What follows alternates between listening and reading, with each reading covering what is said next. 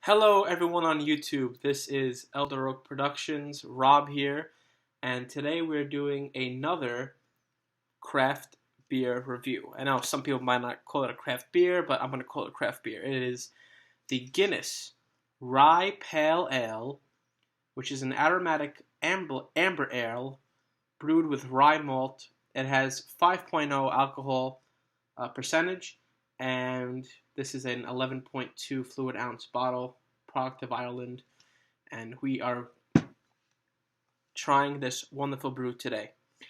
The Guinness Rye Pale Ale, it actually started out as a Christmas brew that only the brewers in St James's Gate in Dublin, where the brewery is, where the Guinness Brewery is, only the brewers were brewing it for themselves and for their family, and they loved it so much. Everyone that they gave it to loved it so much that they thought that they could actually make this a thing. They could actually send this to a market and sell it to the consumer. So that's why we have the Guinness Rye Pale Ale right in front of us right today. It uses Mosaic and Cascade hops. That's the two hop varieties that it has, and the brewers say that this lends a citrus and a peach flavor to the brew. And it also used that famous Guinness yeast and also rye malt, which gives it a pepper flavor and a sweetness. So I have had this beer before. I know what it tastes like. I do like this beer.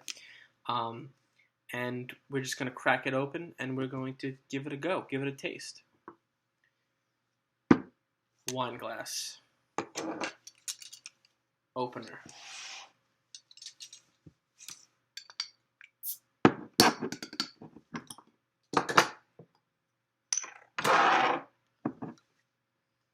Again, smelling from the bottle almost does nothing but I like to do it anyway.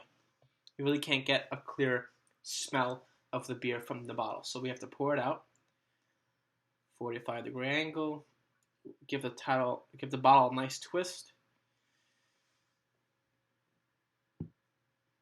Not much of a head in this pour.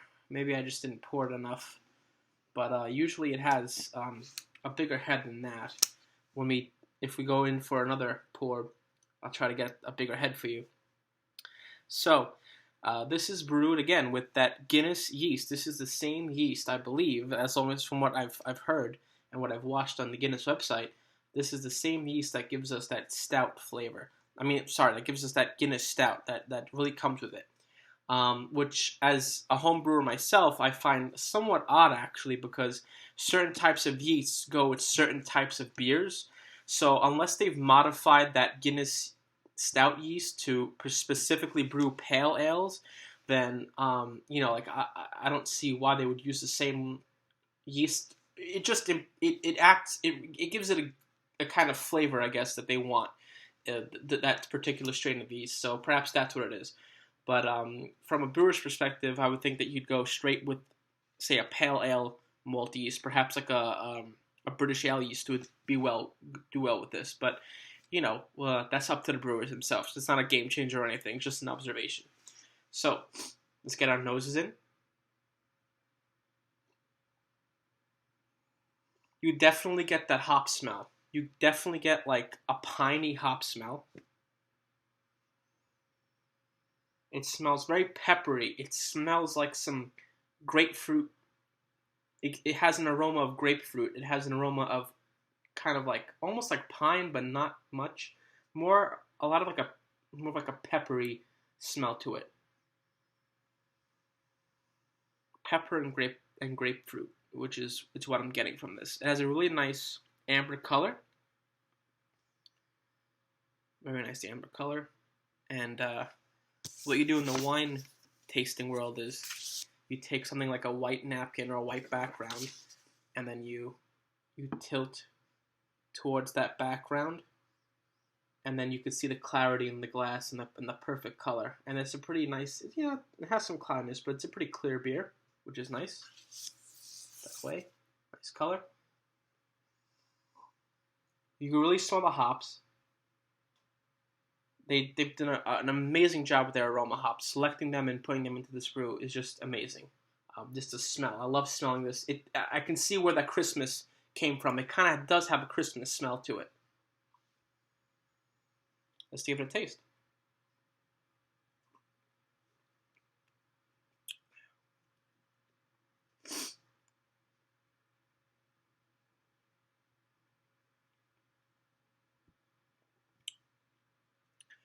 This is a really nice balanced beer.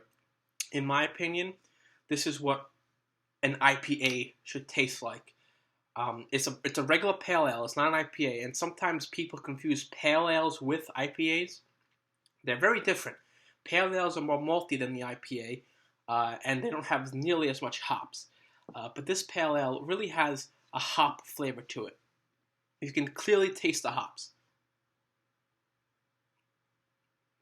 But the hop taste and even the aroma is more floral, is more fruity, it's more citrusy. It's not a harsh bitterness. As soon as you that liquid, that beer touches your tongue, you get this kind of palate cleaning dryness to it. It's a very dry beer, which I think is due to the rye malt that they use, and also to the hops they use. It's a very dry beer, but it also has a very mild grapefruit flavor, which gives it a really great sweetness, which balances out this really nice peppery bitterness at the back of your tongue, which just makes this a really great balance. A lot of IPAs you'll find, and it's not an IPA, but this is how an IPA should be balanced, because a lot of IPAs nowadays have very little malt flavor and are extremely, extremely bitter brews, which I don't consider that craft at all. I know I'm not a big fan of IPAs as they are today, because brewers just toss hops in there, they dry hop it, they put 3, 4, 5 different kinds of hops in there, make it overly complex, they make it too bitter, they make it overpowering, but this one is beautifully, beautifully done by the Guinness brewers. This beer is really great. It's really almost a perfect beer. The hops, 2 hops, that's all you need. You have an aroma hop that gives you that really nice smell, and then you have the bittering hops, which gives you a nice, peppery, really slight bitterness at the back of your throat, which is really well balanced with this grapefruit sweetness at the front, which is just amazingly done. This is like a perfect classical orchestra in this glass right now, with a perfect blend of the violin and the trumpet and the clarinets and the oboe and the flutes and the bass and the bass and then the cellos. It's like it's an orchestra. It's a beer that's like an orchestra. It's so perfectly balanced. The beautiful golden color. Again, I'm not a big fan of extremely bitter beers. And there is bitterness in this beer. So if you do like those bitter IPAs, you will probably like that this has this. And if this beer was just bitter, if this beer just had the bitterness that it has, without the sweetness and the maltiness and that dry pepperiness that's coming from that rye malt, I wouldn't like this beer at all. But because of the perfect balance that Guinness has given us here, this beer is really something special. So I'm going to take another taste. And I want to get ahead, so I'm going to pour some more. There's that head. There you go. I was being too gentle with it before. And that's that nice head. This head is dissipating quickly, though. It has small bubbles. It's a white head. Not off-white. It's white. It's sufficient. And now with the head, I actually smell not only the hops, but the rye malt, that peppery malt that is really giving it a kind of, I don't want to say, it's not smoky, kind of like a floral and kind of like a piney smell to it, which is combined with the hops also, of course.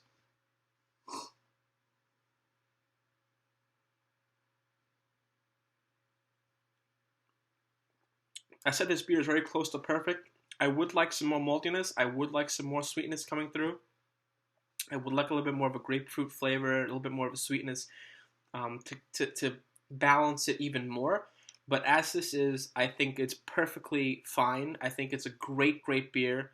I buy this whenever I want something that is a little bit more bitter, that it's kind of dry. I always go to this beer. Again, this beer is what an IPA should be with its balance and with its malt. So they call it a pale ale, they call it an amber ale. I'm going to say this is a perfect example of an IPA, but it's a great pale ale. It's a great amber ale. I 100% suggest that everyone watching this video goes out to buy this. If you like the bitter IPAs, that bitterness is there. If you like a malty beer with some more malt flavor, if you like a dry beer, this is there. This beer can be liked and be appreciated by a lot of people, and I really like that the brewers really masterfully blended the hops, but also took the time to really massively think about their yeast and their malt, which I find really great. And that yeast is working. It was just an observation that I thought was unusual, that they would use like a stout yeast for a pale ale, but it works. It really does work. The only thing is, the head could be also a little bit bigger. It was about the size of my pinky thumb here, maybe a little bit bigger, but about that size it was. That could be lended to them using a stout yeast, which is a stout has like less carbonation than a pale ale should, but again, these are just little things. This is just nitpicking at this point, because that's how good this beer is. So just to wrap it up, it's a very nice beer. It has Cascade and Mosaic hops. It is using a rye malt, which lends it a pepperiness and a sweetness, and also kind of a grapefruit flavor. And the hops and the malt and the yeast all blend together like a beautiful orchestra to blend and make a perfectly, or near perfectly balanced yeast.